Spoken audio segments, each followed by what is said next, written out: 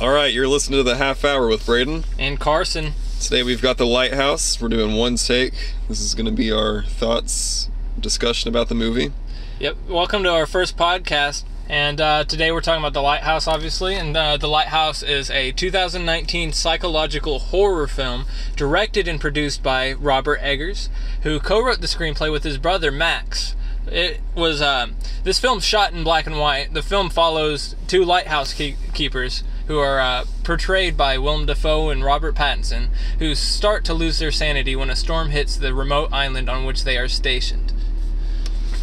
Alright, so let's get into our initial thoughts on this movie. Yeah, so first thoughts. I absolutely loved it. I mean, the whole movie, from start to finish, I was engaged. I didn't lose me at a single point. Yeah, I gotta say, this is a pretty amazing film. It's very reminiscent of Eraserhead, David Lynch, but it's not so insane. Right. David Lynch's Eraserhead is so off the wall and crazy, but this one's progressive. It builds. The Lighthouse is less. It has a lot more substance than Eraserhead does, and it's very intriguing. The one nitpick I have about this movie is I wish there were subtitles, because I had such a difficulty understanding understanding what they said at certain points and stuff. Yeah, I mean, it's hard to really trash anything about this film because it's just such a well-made movie in every aspect. I know, really. Whenever I think about any aspect of the film, I mean, the dialogue, the directing, the acting, the visual aspects of it, I mean, the lighting and everything, it's just all of it very well done. A1 or even A24, if it can go that high. Yeah.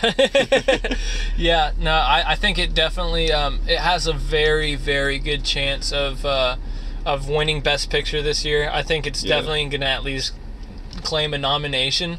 And talking about nominations, let's get into their performances. Well, yeah, we'll get into performance. Just one second. I was going to say one more thing. And I think it's also got a pretty good chance of at least being nominated for Best Cinematography and Best Performances, which is what we're going to talk about next.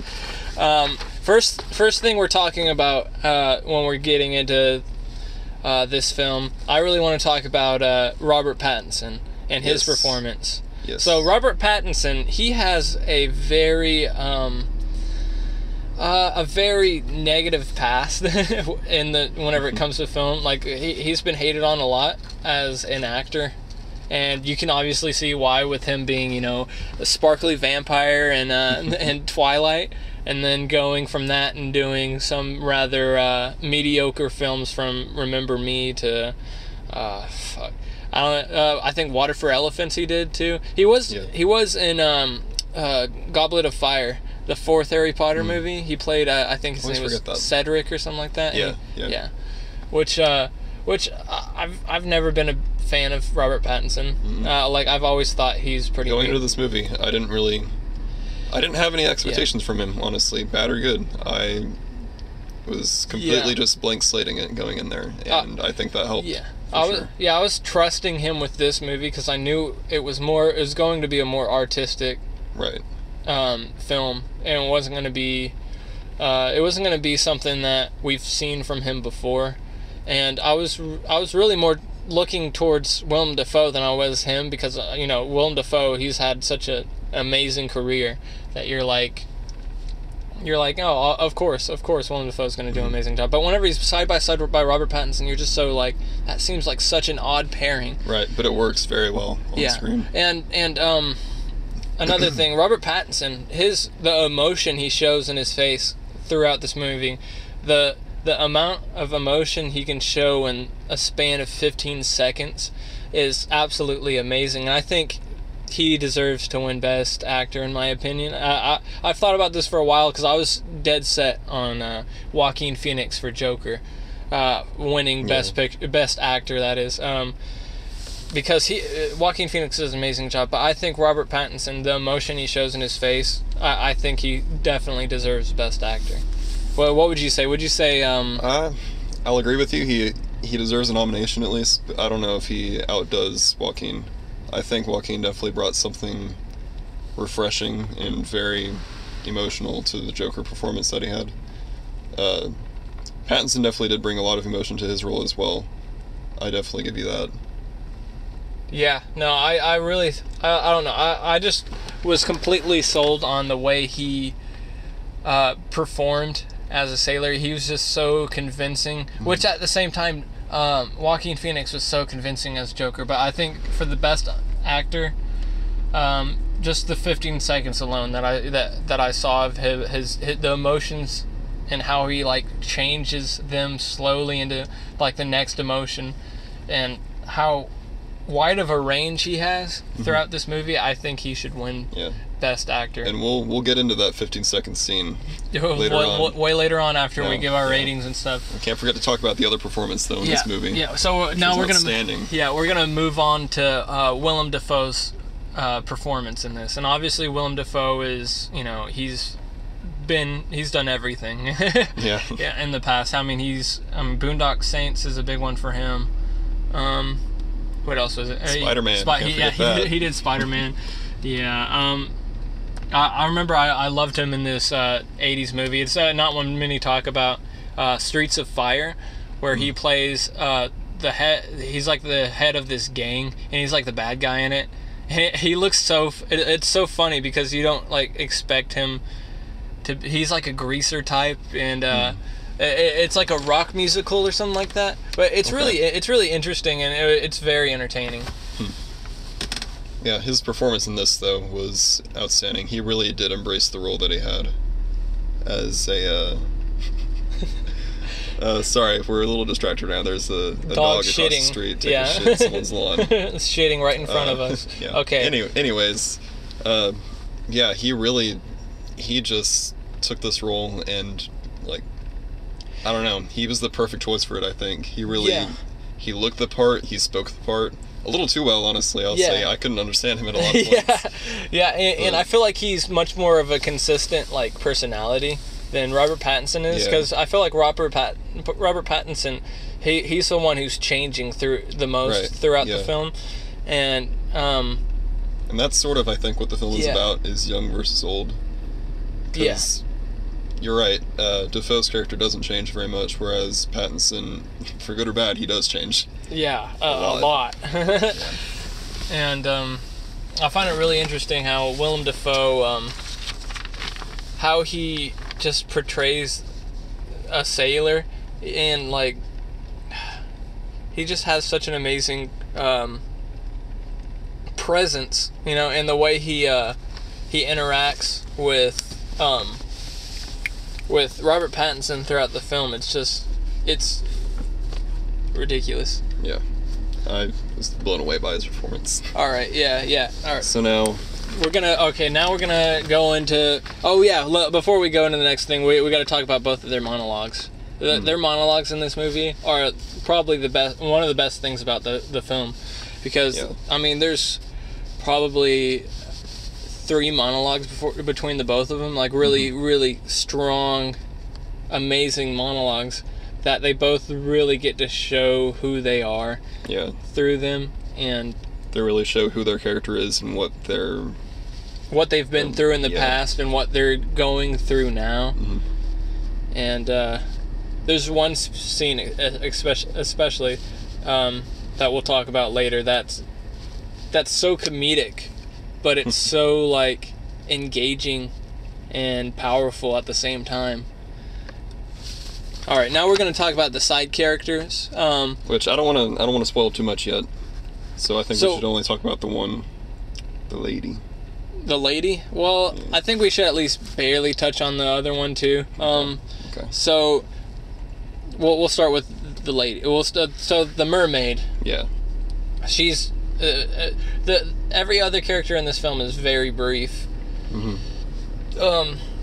For the vast majority of the film, 99%, it's Dafoe and Pattinson, but there are a few other characters who play, I wouldn't say minor roles, but they're definitely a little less. They have a lot less screen time than them. And that would be the mermaid, who appears a couple times throughout the film, and I mean, I'm not sure who the actress is or anything, but I mean, like, there's not much of a performance. I think she could have really given, but she like just has this. I mean, just the presence of the mermaid every time she comes on. It's so you're enamored, just like Robert Pattinson is with her. You know, she certainly adds something to the film. Yeah, just her presence adds a lot to the film.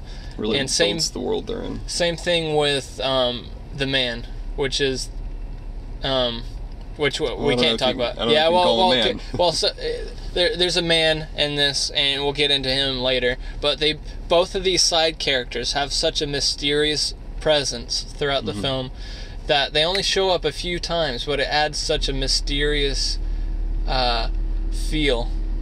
All right, now we've only got 30 minutes. Well, loosely 30 minutes. So let's go into the next thing.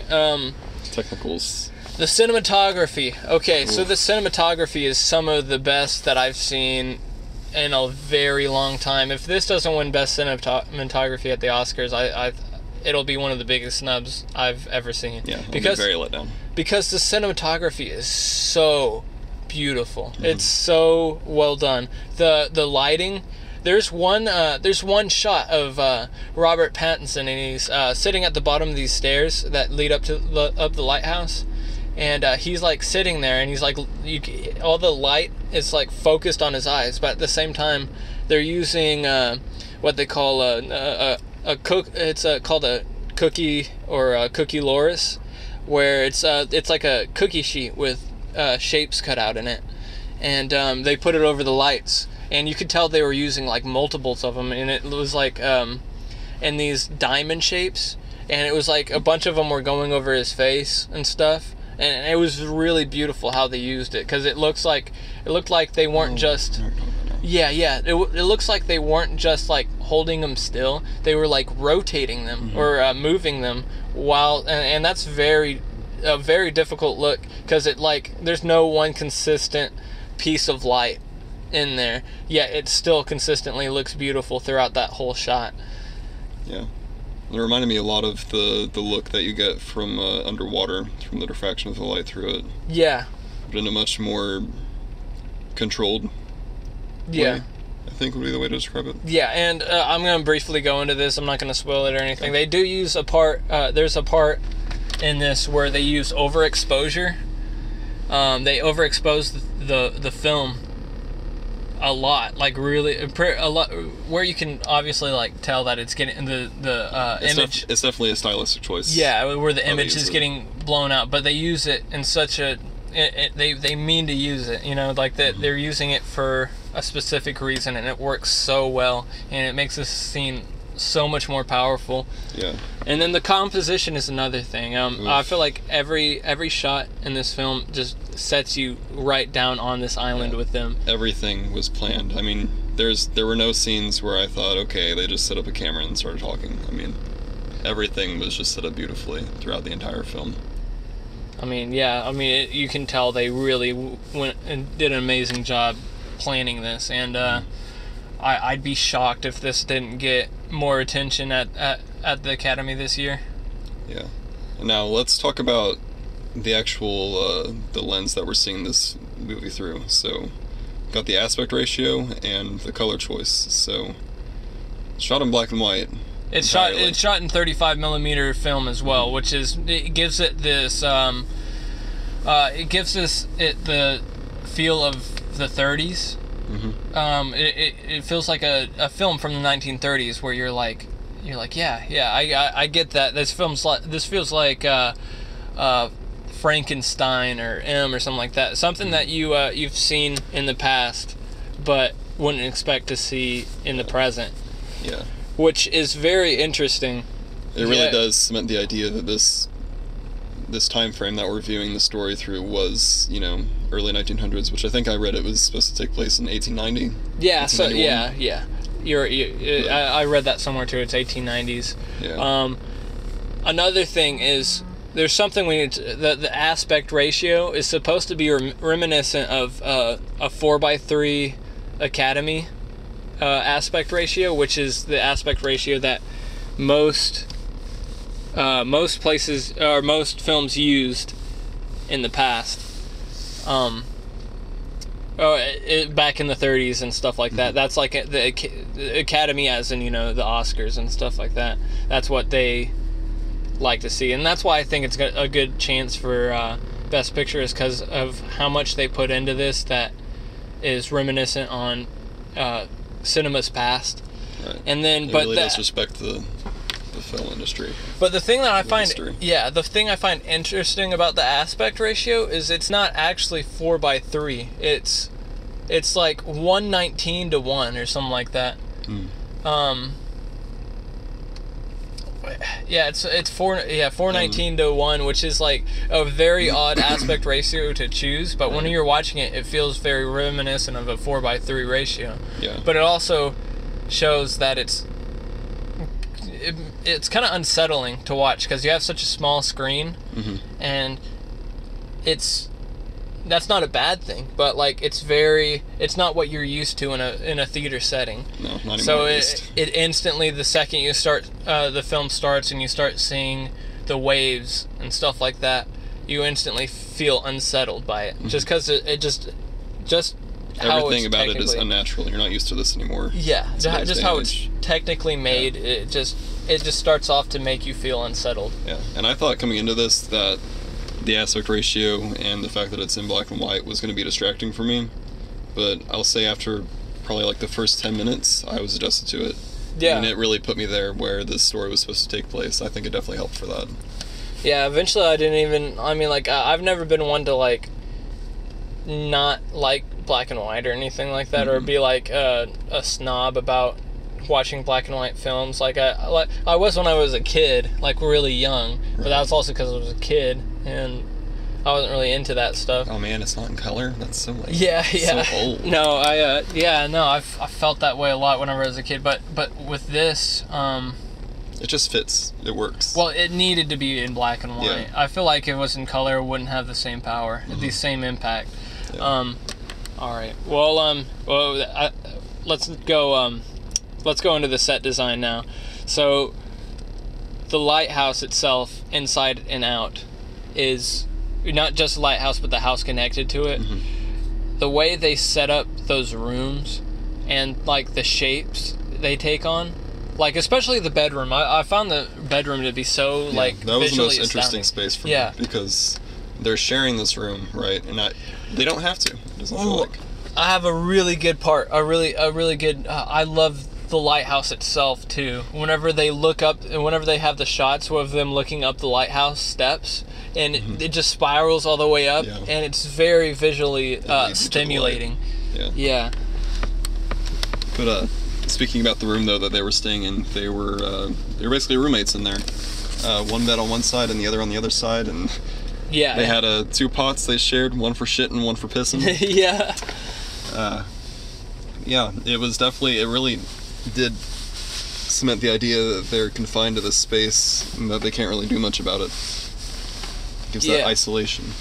You do get isolated in the space with them as well, and you feel like you're experiencing this this maddening experience. You know, it's just such an amazing experience to see in a theater, and I'm so glad that this film came out because it's so original.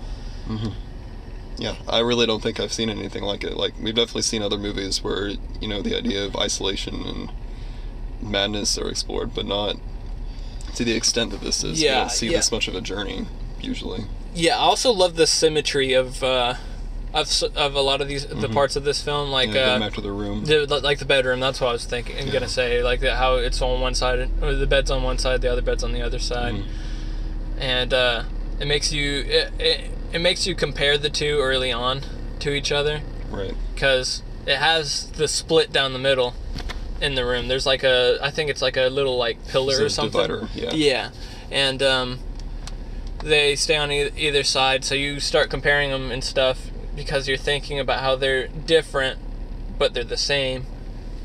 You know.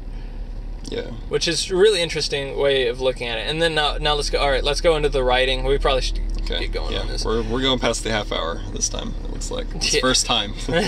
All right, so the writing is it's really well written. I'm not sure how far off the screenplay they went. Yeah, I'm not sure what all was improvised, but because I feel like a lot of it was Robert Pattinson and Willem Dafoe because of how you see them.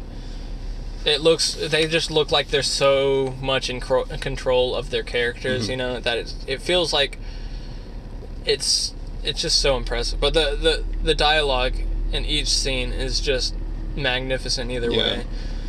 Everything just kind of seems to work. Like, there were definitely a lot of things that sounded more modern than you would expect from the film, like the use of fuck in a lot of instances. Yeah. But it didn't really detract from the film, I don't think. I think it helped as far as bringing a little bit of comedy into it, even where you wouldn't expect it. Because I don't think it detracted from the film. I think it enhanced it a little bit. Because it makes it's not monotonous. I mean, there's... I agree. Yeah, I agree. All right. Well, we talked about we better get going along if we want to keep it to a half hour. We'll go. The director Robert Eggers, I think his last name's pronounced. He directed The Witch before this, and a lot of people. The Witch. Yeah, a lot of people love The Witch. But I've never personally seen it. But he does have. But it's obvious that he does already have a past with psychological horror films, and he is bringing it back over into his sophomore film. I know. Yeah. If The Lighthouse is any indication, he's mastering this genre, the thriller space. Yeah.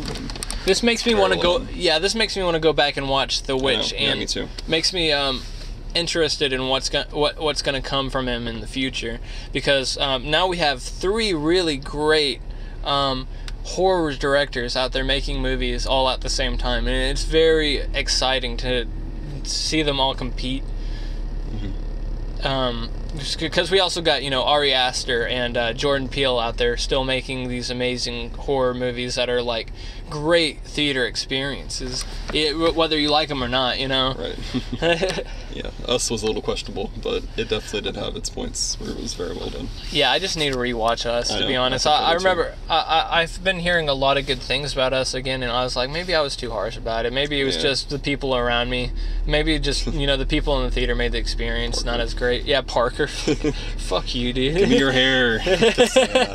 That was funny, though. It helped the experience, I think. Made it something. Well, it was entertaining. Yeah. It kept things entertaining. So I don't. Yeah. All right. Next thing. We gotta focus, man. We're talking about Us. We're not talking about Lighthouse anymore. Okay. Yeah. So the editing for the Lighthouse. That. I don't know. It didn't. There were only a few scenes where I think the editing helped a lot. I think overall, though, it was well done. I mean, it was smooth. Nothing really stood out to me. Well, yeah. There was no, scenes where the editing stood out a lot, but, I mean, the editing... That's good, though. I mean, yeah, the editing... it made sense. Yeah, the editing... the editor, obviously puts together the story, and, he's the reason why it is how it is. So, I mean, obviously he is a big part in the making of the movie. But at the same time, it's sometimes it's really hard to tell when an editor's doing a great job, because you don't think about that stuff while you're watching it. At least the editor's doing their best job when you don't notice the editing, when it just works so well that you don't even think about it. Yeah, that is, unless you are an editor. Right. If you are an editor, that's probably all you're thinking about the whole time you're watching the film. You're trying to take hints and tips from whatever you've seen. Either taking tips or trying to see how they were thinking about it. There was that one scene that we keep talking about, the 15-second one towards the end. Oh, yeah. That one, the editing definitely stood out to me. The editing, it was very well done the editing in the whole last sequence, actually. The whole ending sequence, the editing is brilliant. Especially, I don't want to ruin it yet, so I'm just going to leave it there, but it's just so brilliant. Okay.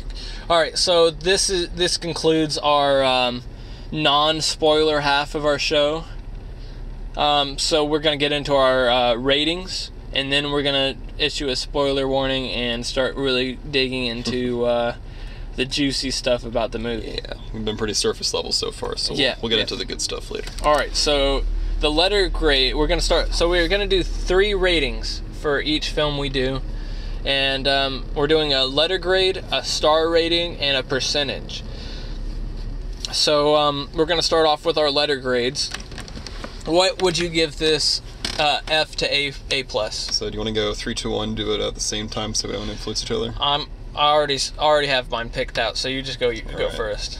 I'm gonna go A-, because I definitely think, it's deserving of an A. I mean, I haven't really graded any other movies on this kind of scale, but it really does stand out to me as something that's not just, another one of the, more of the same of what we've been seeing from everything else that comes out recently. It's something unique, it's something very well done, and I can appreciate that. I think it deserves an A- at least. Yeah, I think A- is a little low for me. I'm gonna go with a very high A, and I'm literally right on the border of being between a very high A or a very low A+. So I'd rather give it something really high than really low. Okay. So I went ahead and said very high A, just because it's a very, it's right on the border of being that perfect movie. Yeah. That, I mean, it's really a great movie. Mm-hmm. So, I mean, I'm going to stick with that. I'm going to stick with an A. It's a fantastic movie, but I don't know if it's a movie for the masses. Not everyone's going to appreciate it the way that we are. Obviously. But I enjoyed it a lot, and I think it's a great film. So I'll give it a very, very, very strong A. Mm-hmm. All right, now we're going to go into our star rating. I'm going to start this one off, if it's cool. Okay, go ahead. So, star ratings are very hard to be specific. I'm going to give it 5 stars. Yeah, I think I'd do that. 5 stars, that sounds good to me. 5 stars, I mean, because that's the most you can go, but I feel like even doing 4.5 stars, that's too low for this film. It feels like you're detracting too much from it. Yeah, I feel like that's way too low. 4.9 would be good for me. That's why that's why I hate star ratings, but I do them anyways, just because I think it's good for the people who like star ratings. There's not enough specificity with it, I don't think. Yeah, there's not. I like the letter grades, but I don't like either the letter or the star rating completely. Mm-hmm. I do like these percentages, though. This is probably the most specific we can get on what we think of the film, or where we would rate the film. And I would give it... you go first this time, actually. You go first this time. I already have it in my head what I want to... Just going to spit it out, 95%. No way, that's exactly what I was going to Really? say. Right on the dot, I was actually about to say 95%. Yeah, before we started this, we were doing some planning, and I was sitting at a 93, I think, but the more and more we discussed it, I mean, there's so much about this that the more you think about it, the more you discuss, the more you love about it. I mean, there's really just so much here. And 95% I think is a perfect score for this film, and because it's just such an amazing movie, and it's impossible to give this. God damn it! Yeah, we're filming in the car, by the way. That was the window. No, I feel like I couldn't go any higher than higher or lower than a 95, at least at this moment. If I watch it again, I could probably go a little bit higher, but I don't think I could go lower than a 95. Yeah, I think in order for me to get even more out of it, I will have to see it again, because it really is deserving of a second viewing. Yes. To be honest. All right. There's so much there. All right, so now we are issuing our spoiler warning, and just to let you guys know, actually, you know what? Should we split this into 2 parts? We're gonna split this into 2 parts. We're gonna conclude our non-spoiler review here, and we're gonna continue this on with a spoiler review that will be posted right after this. So I guess with this podcast, we're doing a non-spoiler part and then a spoiler part for you, just in case, whether you've seen the film or not, you can still watch, you can still listen. If you've seen the film, you can listen to both, and if you haven't, I'd recommend listening to this one and then seeing it, and then probably listening to the next one, because we're gonna go into the really nitty-gritty on this film in this next podcast. So thank you guys for listening, and I hope you stay tuned for the next podcast we're doing for this film, and thanks. See you there.